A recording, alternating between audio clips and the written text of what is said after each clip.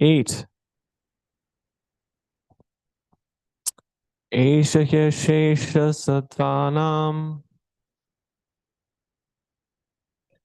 Atmamsha Paramatmanaha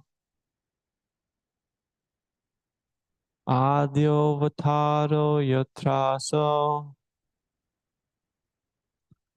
Bhutagramo Vibhavyate Esha Shesha Sattvanam Atmamsha Paramatmanaha Adyo Vataro Yatrasa Bhutagramo Vibhavyate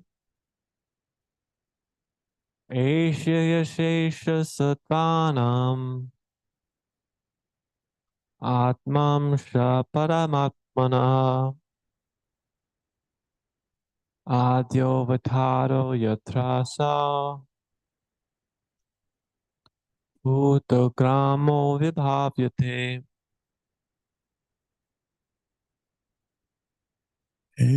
Shesha Sattvanam Esha Shesha Sattvanam Atmamsha Paramatmana Atmamsha Paramatmana Ayotaru Traso Adyo Vataro Yatrasa Tagramo Bhavati Bhutagramo Vibhavyate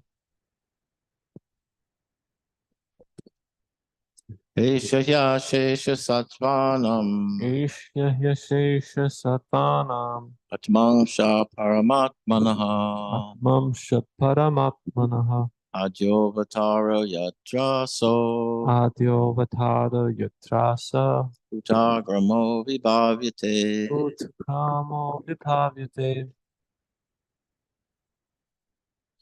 Eshaya Shesha Sattwana Atmansha Paramatma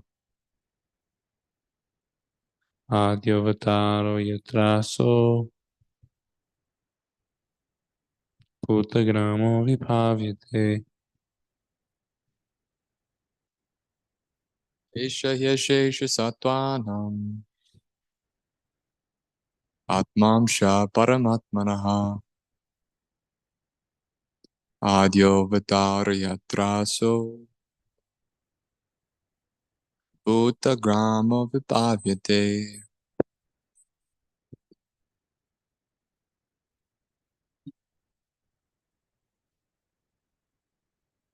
Esha Shesha Sattvanam Atmamsha Paramatmanaha Mamsha Paramatmana Adyo Vataro Yatraso Adyo Vataro Yatrasa Uttagramo Vibhavyate Bhutagramo Vibhavyate Isha Hiesha Sattvanam Esha Shesha Sattvanam Atmamsha Paramatmana Atmamsha Paramatmana Adyovatara Yatrasau Adyo Vataro Yatrasa Uta Ramo Vibhavyate Bhutagramo Vibhavyate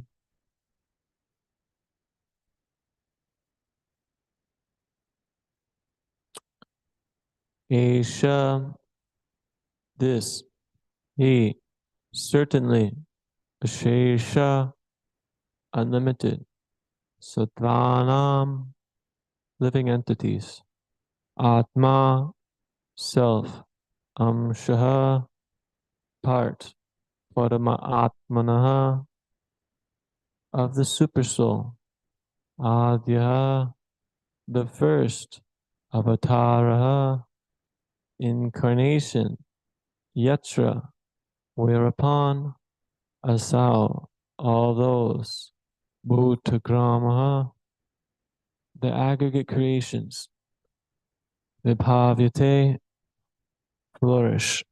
Shikornataki J. Translation and purport by His Divine Grace A.C. Bhaktivedanta Swami Prabhupada, Srila Prabhupada Ki Jai. The gigantic universal form of the Supreme Lord is the first incarnation and plenary portion of the Supersoul. He is the self of an unlimited number of living entities, and in him rests the aggregate creation, which thus flourishes. Purport. The Supreme Lord expands himself in two ways, by personal, plenary expansions and separated, minute expansions. The personal plenary expansions are Vishnu Tattvas, and the separated expansions are all living entities. Since the living entities are very small, they are sometimes described as the marginal energy of the Lord. But the mystic yogis consider the living entities in the Supersoul, the Paramatma, to be one and the same. It is, however, a minor point of controversy. After all, everything created rests on the gigantic Virat, or universal form of the Lord. Maharaj, if you would like to share some words, we would love to hear. Om Jnanatimirandasya Gyananjana Shalakaya Chakshurunmilitam Yena Tasmai Shri Gurave Namaha. Jai Shri Krishna Chaitanya Prabhu Nityananda Shri Advaita Gadadhar Shivasadi Gaura Bhaktavinda. So we're hearing about the material creation of the Lord, how the Lord enters into the material world, expands himself. Here in the purport, the personal plenary expansions of the Lord, which are Vishnu Tattva, and the separated expansions, which are the living entities, or Amsha. So then he brought up the point that the mystic yogis consider the living entities in the Supersoul to be one and the same, which he says is a minor point of controversy. It seems like it could be a major point of controversy, whether they're separate or oneness. But ultimately, Prabhupada's making the point that all living entities are emanating from the Lord. We're all created and sustained by the Lord. Lord Brahma prays in Brahma Samhita. Krishna stated as Sarva Karna Kardanam. He's the cause of all causes. So there's no cause beyond Krishna, which for a conditioned soul is very difficult, if not impossible, to come to that conclusion that there's something that has no other prior causes, that has always been and always will be. Because using the logic of the mind, you want to think, okay, if this is here, this came from this, and this came from that, this came from this. So you're telling me there's a God. Who did he come from? But he's always been. He's been existing eternally. And Krishna makes this known pretty clear in the Bhagavad Gita, that he's always been existing, and not just him, but all of us.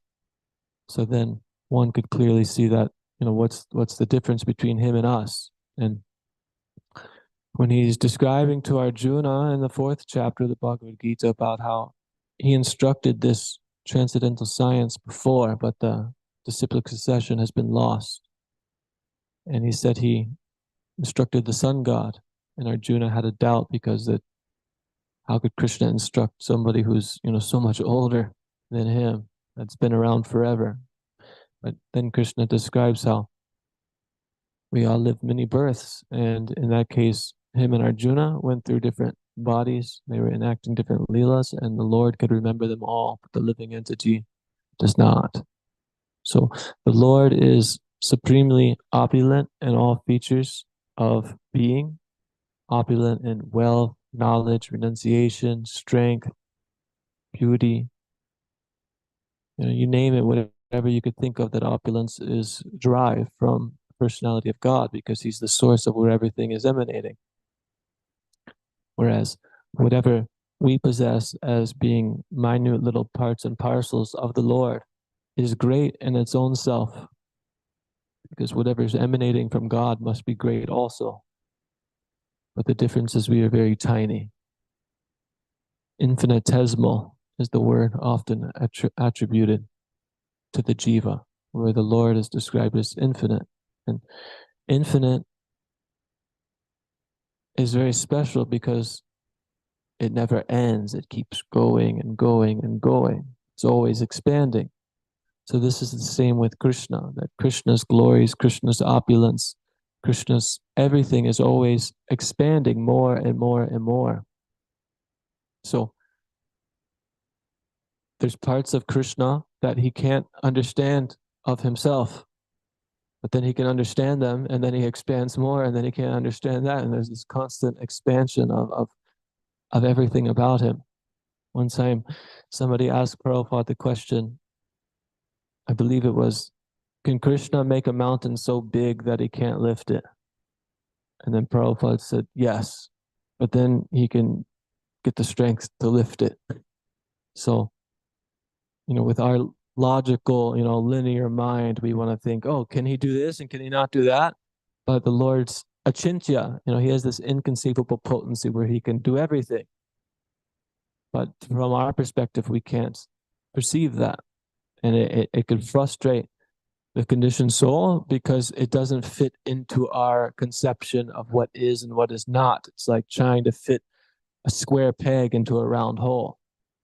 So then how do we begin to understand that, to see this? That's by the mercy of Guru, of the Vaishnavas, of the scriptures. But it requires faith in hearing, faith in inquiring to understand this absolute truth. Then, our little round hole can start to chisel some square edges so we can fit that square peg through it. I've heard some lectures on this subject by His Holiness Gaur Govinda Swami, and he would say that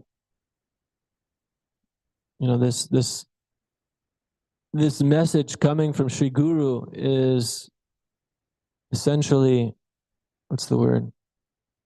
It's from a higher dimension. We can't grasp it. We can't understand it. We can't even process it through our minds.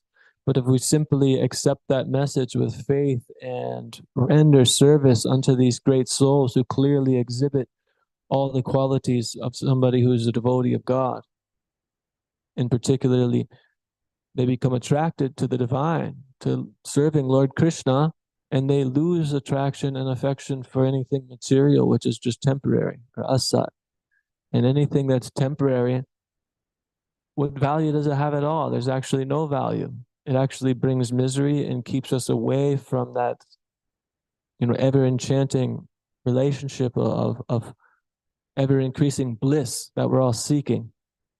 So anything that's temporary is just actually hindrance. Whereas these devotees, sadhus, because they're connected with Sat, the eternal reality of life. And in this way, they can free us also. But we have to have our ears open to hear.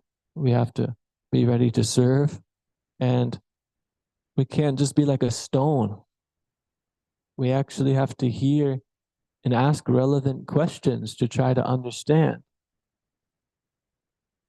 It's a good indicator of where one's consciousness is by the questions that they think of, the questions that they ask, or the questions that they lack to ask. Because if you're hearing something and you're really attentive and really thoughtful, generally questions will come to mind. And I could see this when I'm reading. Sometimes I read and I'm like, oh, what did I even just read? I got 2 words out of the whole page. But when I'm really attentive in reading, it's like Prabhupada makes a certain point, or this comes, and then, you naturally start to ask questions and inquire more deeply. And this is how we build a much broader understanding of philosophy, of life. So we always have to approach this way of being humble and in a service attitude, even in reading the scriptures such as this glorious Srimad Bhagavatam. This book is not here for our entertainment. It's not something that we read through. Okay, I read it all. It was exciting the first time, and now I don't want to read it. No, we do it as a duty. We do it as a seva. If we just want to read for our own satisfaction, then probably sooner or later we'll lose taste and we'll want to go do something super mundane. But as we read as a seva, doing it as a service to Guru, service to Krishna, then purification will follow. We become connected deeply, and it can enter into our heart deeply. Because Krishna is absolute, and he appears in so many different forms. He appears in his holy name. He's completely present in his holy name. And if one would chant sincere, one can realize that and build a connection very rapidly with Krishna. Also, Krishna appears in this Kali Yuga as this Srimad Bhagavatam. So when we approach it, we should approach it that way, that this is actually Krishna. And we can see that it gives all the knowledge necessary to rise above the modes of material nature, how to approach God, how to see that how devotees relate to the Lord in different stages of material existence and stages of consciousness where they're at. Like yesterday, we were just reading about Krishna pulling down these twin Arjun trees, and Nalikavera and Manigriva came out. They come out, they have darshan of the Lord, they offer their prayers, very nice prayers, and then they say, okay, please, let us go back to our home and, we'll continue life. But then you have someone like Prahlad Maharaj who's just completely sold out and just has nothing else within his consciousness other than just wanting to serve and remember the Lord, even to the point where the Lord wants to grant him a benediction. And he says, I don't want anything, If I were to do some service to you so I can accept some kind of benediction or a boon, I'm no better than a merchant, like a salesman, businessman.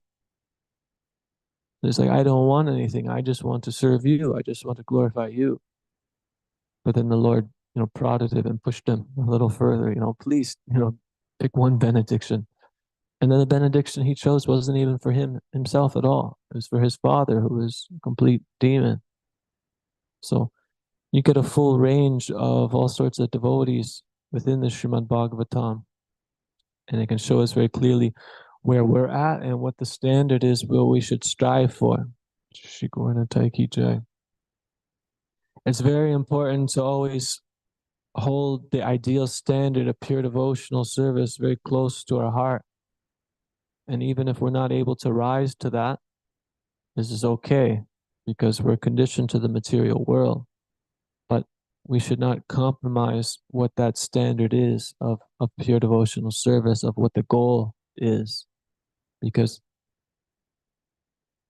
it's very easy to think that, oh, I can't do this process is too hard, and we start to justify things for various reasons, and we start to bring that standard of the highest expectation of what we could achieve down, and then we limit the flow of mercy that can come to us. But we should instead adopt the mood of the acharyas, where we see that they're pure devotees and they're just constantly absorbed in rendering service to the Lord, and they pray in ways that are, lamenting and pitiable of their material position. So we should always maintain that position also ourselves and follow in their footsteps, knowing that we can never fill their shoes. So I mentioned how Krishna is infinite and ever expanding. This is a very significant aspect because Lord Chaitanya is not different from Krishna. Krishna appears here as Lord Chaitanya. Why does he appear as Lord Chaitanya? Because he wants to taste the ecstasy that can be derived from his devotees' love for himself. So Krishna creates all living entities. And, as we read here, there's the jivas, or which is often referred to as the marginal energy, or Vishnu Tattva, which is different manifestations of the Supreme Lord himself and various rays and colors and personalities that carry out different functions. So we heard not too long ago that the first expansion's Lord Balaram, but then the Lord also expands as Srimati Radharani, who is his internal pleasure potency. There's a person that's literally created to have the utmost potency in all of existence to bring pleasure to Krishna. But Krishna created this person, and in one sense, they're Vishnu Tattva, it's all God. But in another sense, they're actual individual personalities. So Krishna, like I said, he can create something that's so powerful that he can't understand it, but then he can understand it, but then that thing grows in potency, grows in power, then he can't understand it further, and it's ever increasing like this. So Krishna appeared as Lord Chaitanya Mahaprabhu in an attempt to taste the nectar which Srimati Radharani is always tasting by hankering after his devotional service for himself. So Lord Chaitanya Mahaprabhu came and demonstrated his pastimes here on this earth planet about 500 years ago, which in terms of reading the Bhagavatam and talking about all these personalities we're talking about was merely just yesterday. It's like the time that Christopher Columbus and the people were coming from Europe to come here. This is when Lord Chaitanya was enacting his pastimes throughout India, mostly in Bengal and Oriya, which is where Jagannath Puri is. So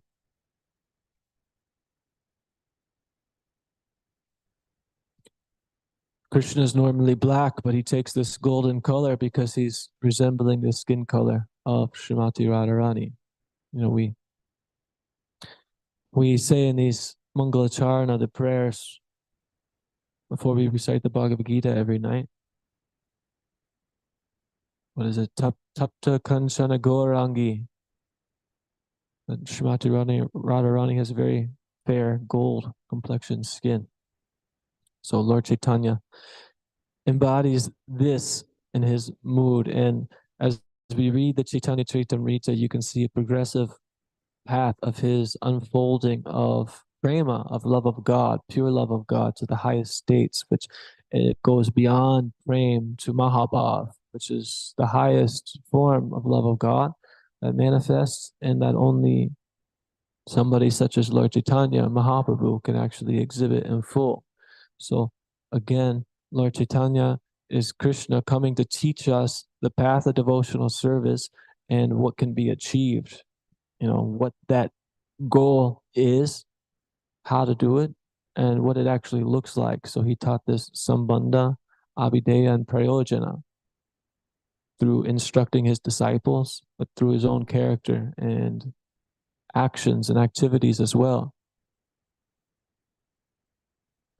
But as it progressed further, as he was in Jagannath Puri, for those who don't know, he started off his younger years when he was in Bengal.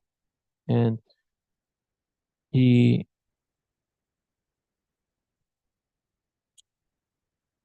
started off as a young boy, kind of mischievous, just like Krishna. We're hearing Krishna, those of us who've been reading the Krishna book in the evening sometimes. Krishna steals butter. He, pinches the babies next door when there's no butter, and he does all these little mischievous things. Lord Chaitanya also was very mischievous in his own way and carried out his own pastimes. And then he became a very scholarly personality and very, very bright. He is like the king of all scholars at a very young age, to the point where he beat his personality, who was traveling all across India trying to conquer everybody in debates. And they debated over grammar, and Lord Chaitanya completely smashed his whole presentation and showed him how he was wrong. And then this person had a divine revelation where, the goddess of learning came to him, who was his worshipable deity. And he was distraught. Like, how did you not show up in the time of need? I needed you. All my intelligence was gone. And she was like, I can't do that in front of my Lord. I have to act humble in front of my Lord. So, I left you hanging. So in this way, Lord Chaitanya revealed himself to be the Supreme Personality of Godhead to this personality, showing his mercy. But Lord Chaitanya carried on, and as he got a little bit older, he came in contact with the Vaishnavas, and specifically, he got initiated into the Maha Mantra, into Vaishnavism proper, and he started developing this madness for Krishna, this insatiable love and affection and attraction for Krishna. Say, where is Krishna? Where is Krishna? Which Prabhupada often highlights this point that Krishna's God. I mean, Lord Chaitanya is Krishna, he's God, and never once is he saying, I am enlightened, I'm fully complete, I'm perfect. And the six Goswamis, who are his followers, who are also perfectly self-realized by the grace of Lord Chaitanya, they too were never saying, I'm fully enlightened, I know God. They're saying, where's Krishna? Where's Krishna? Always hankering after Krishna, always seeking Krishna. This is that mood of Srimati Radharani.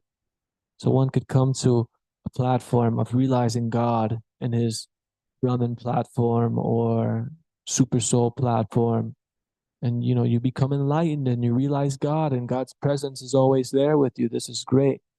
But these great personalities are teaching us something even higher. And what's this higher? A, knowing God as a person, who he actually is, as Krishna himself, but B, loving in separation. So separation actually can bring lovers much closer. And it's described that, say I'm away from somebody who I really miss, the whole time I'm thinking, man, I can't wait to be with them again. I want to see them, it's going to be so nice. But then once you get there, you're thinking like, oh man, this isn't going to last forever. Like I have to leave, or it's not as good as you thought it was going to be. This separation, it creates this like churning within our mind of all different thoughts and feelings that we'll experience. And it's more relishable in a spiritual platform because it brings them closer. So this is something that's esoteric that Lord Chaitanya taught, and his followers also have embodied in their life and teachings. But Lord Chaitanya started the Sankirtan movement with his close associates within Bengal, and they would do kirtan every night. Every night they would have the most ecstatic kirtans that would go on for hours and hours and hours until the sun came up the next day. And this is from a material way of looking at it, but they would often have kirtan that would last, a day of Brahma. It's considered that, Krishna performed the Rasa Leela with the gopis in his incarnation, Krishna Leela and Gora Leela. This manifestation of the Rasa Leela was in this kirtans at Srivas Sangam, the house of Srivas Thakur. But then Lord Chaitanya decided to take sannyas, and he left home. Then he went to Jagannath Puri at the age of 24 years old by the request of his mother. She didn't want him to travel around and never see him ever again. So then he went to Puri, which is, like 100 miles southeast of Bengal. So every year the devotees from Bengal would go see him and Jagannath in the Ratha Yatra, and make that pilgrimage to the holy dham of Jagannath Puri. So Mother Sachi would always have information and knowledge. But then as Lord Chaitanya was in Jagannath Puri, his love for Krishna just developed further and further and further into what externally most people would see as utter madness.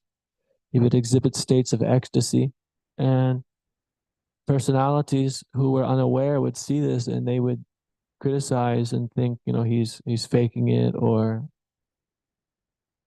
it's he's being eccentric, or he's diseased. But those who had knowledge of scriptures could see clearly that he was exhibiting these higher states of ecstasy. And this always came because he kept this mood of Srimati Radharani that, where's Krishna? I want to be with Krishna. Where's Krishna? Always hankering after Krishna. Hankering after Krishna. When Lord Chaitanya was first going to Jagannath Puri, he saw the flag on top of the temple from far away. They were walking, and he went running. He left all of his friends behind. He went running to the temple. Nobody else could keep up with him. And then he got to the temple and he saw Lord Jagannath, and he just lost it. He ran towards the deity and tried to give him a big hug on the altar. And then the pujaris were there acting like security, and they had to beat him and keep him away. And then Lord Chaitanya totally just passed out, like blacked out in ecstasy. And then, he woke up and devotees were trying to figure out if he was dead or alive, or if what he was experiencing was ecstasy or what was going on. And then he realized what he did. So from that time on, he would always stand in the back of the temple by the Garuda Stamba. There's a column that holds Garuda. It's protecting the Lord. And he would always stand in the back because he couldn't contain his emotions and feelings. So, a lot of times, well, I'll just say this way. I remember I was in Vrindavan and my Guru Maharaj was giving a class and he was asking, all the disciples, like, does anyone here love God? Does anyone really have love for the deities? And some people are like, yeah, I love the deities. The deities are amazing. Why? Because they reciprocate with me or this or that. But then, he was making the point that Lord Chaitanya had love for the deities, and he couldn't contain himself. He couldn't hold himself back at all. He just had full expression of divine love. Every time he'd see Lord Jagannath, he would just go into ecstasy. And other deities he would also see. He traveled around India. There's many stories, which are very great. So Lord Chaitanya was embodying this mood of Srimati Radharani, but he would never display this to the public or discuss these things at large. He would mostly perform Sankirtan and chant the holy names amidst the public and displaying his mercy in many, many different ways. I could describe some of those ways, but it might take some time. But what comes to my mind is, there's Muslims that became Vaishnavas just from looking at him. He defeated these Buddhists. He defeated these Mayavads through philosophy and, exhibiting his glaring effulgence in like a very humble way. He cured a leper. He shared his mercy in just a multitude of ways. He's the Supreme Personality of Godhead. And, Vrindavan Das Thakur, he says in the Chaitanya Bhagavat a few times, I believe, that, Nantashesh, with all his heads, he can't even describe just one day of Lord Chaitanya Mahaprabhu's pastime. So whatever we have in the Chaitanya Bhagavat and the CC is very limited scope, actually, because this is the Supreme Personality of Godhead, and every day he was exhibiting the most wonderful activities. And I often like to look at it like this, that if you took every moment of your day today and you wrote it down, I observed this, I saw that, I smelled this, I woke up at this time, if you put all the fine details in a book, like how big would that book be? It'd be pretty big. So we often read in the Srimad Bhagavatam and we just get like the details, like the essential details of certain pastimes. But, every single day, the Lord is exhibiting wonderful, opulent pastimes in so many different ways, all reciprocating with his devotees and carrying out his leela of killing devotees, killing demons, or in Lord Chaitanya's case, distributing his mercy in different ways. He's not trying to kill the devotees, sorry.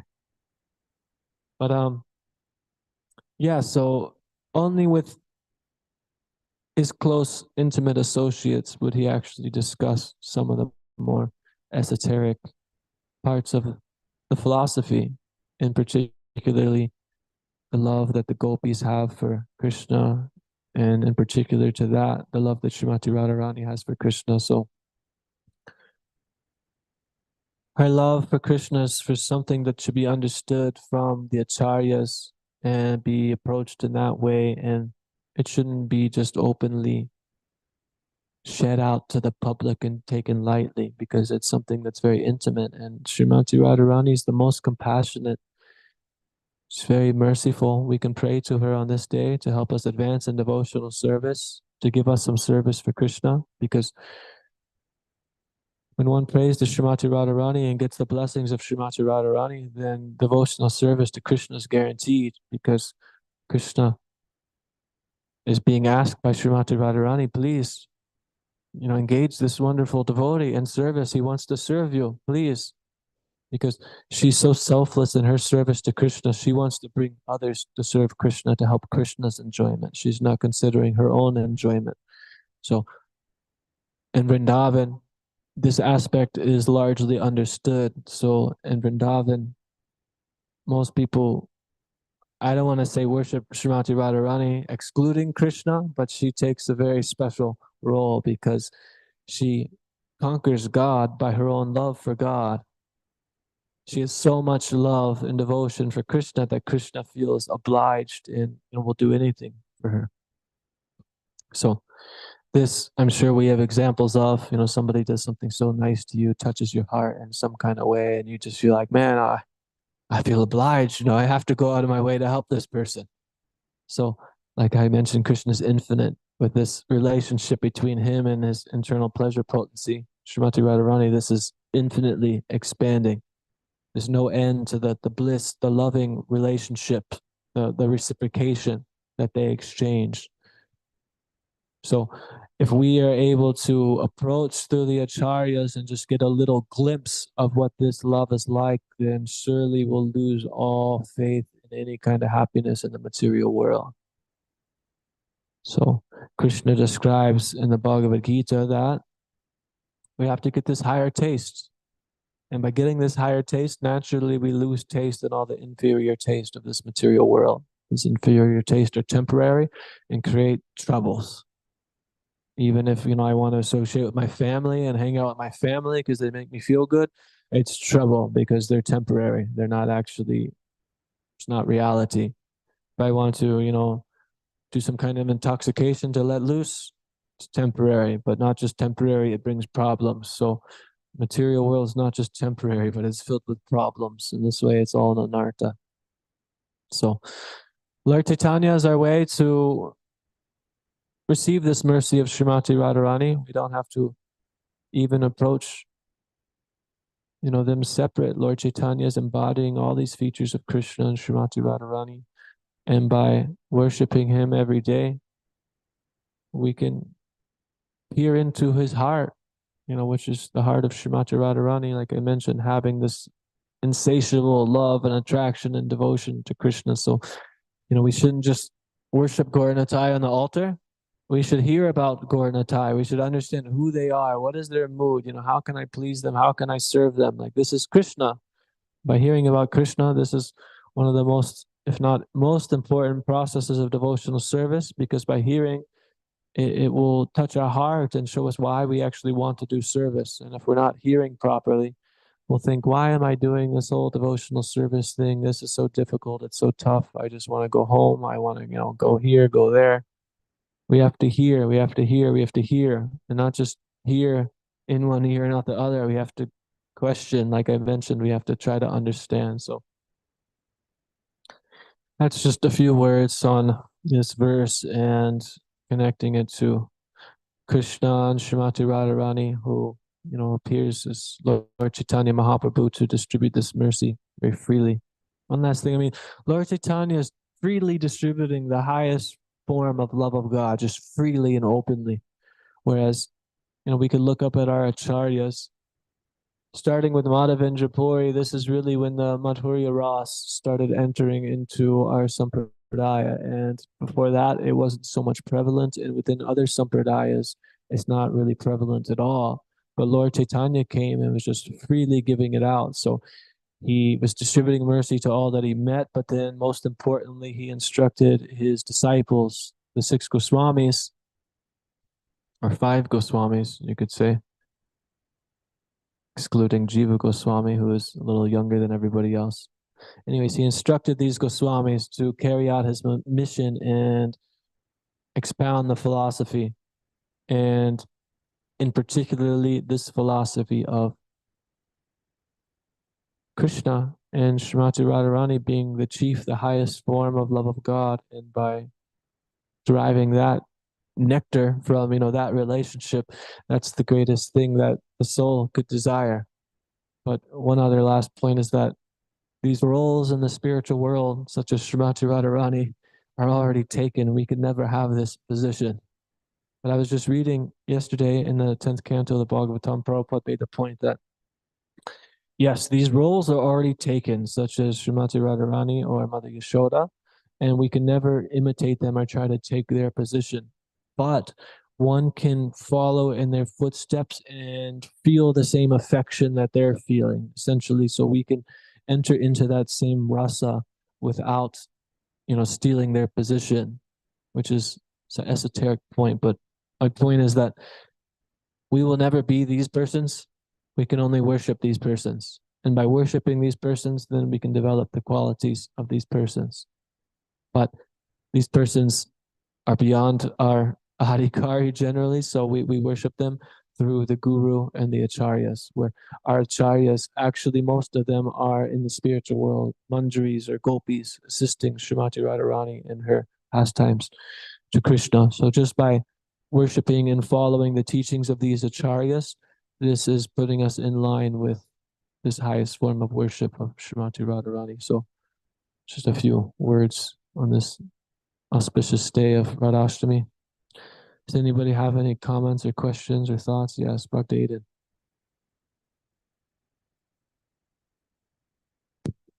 Hare Krishna. Is it any value in trying to understand this love for Krishna, or should someone, should I just do the devotional service? Should I just chant my rounds? Should I just show up? Should I just do the thing, and then eventually, then the feeling, the love for Krishna will come? Or should I, inquire directly about the love? Just showing up is good, but eventually we have to inquire. But you're fortunate to have good association, such as Srila Prabhupada, that you might not even have to go out of your way to inquire. Generally, when we're inquiring about something, we have to have a little bit of knowledge, or else, if I take a car to a mechanic, I have no clue what I'm looking at, so I'm just there, fix it, because I don't know anything to inquire of what to fix or what to do. I know nothing. So to inquire about these fine-tuned points, we need a little bit of knowledge. So generally, we have to do devotional service, but most importantly, hearing. So Srila Prabhupada, he would wake up every night in the middle of the night while everybody was sleeping, and he would give us these purports, Bhaktivedanta purports, and translate these books. So within these books are all this knowledge. And generally, because we're not so philosophically inclined, we're not so bright, and these things are very new concepts to our conditioned consciousness, we hear them, and then that enters it into our consciousness, so then we can actually inquire about it more deeply. But my point is to do the process, but then as you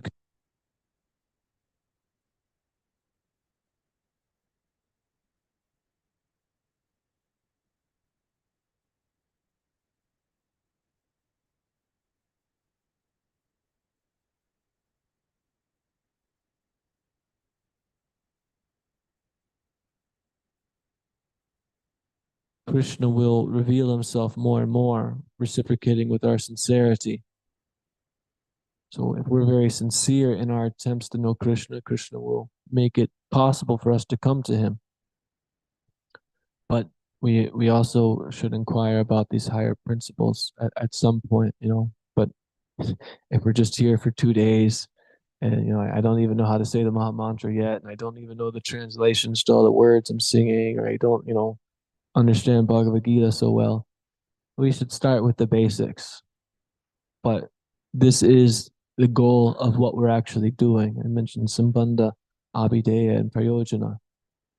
We need to understand the relationship with God, what we're actually doing, then Abhideya, how to actually do that, what that process looks like, and then Prayojana, which means the perfection of it. So first we need Sambandha. We need this relationship to establish, to understand why we're doing what we're doing. And when we understand that more, then it's okay, here's the process to take to get there. Then, you start to be on the process and you gain benefits and realization and purification. Then you start to wonder more and more, what the perfection actually will look like. What will that be? So first we need knowledge, and to do the basics, but it, it generally comes, over time, just from hearing. So just keep doing what you're doing. Any other points or questions or comments?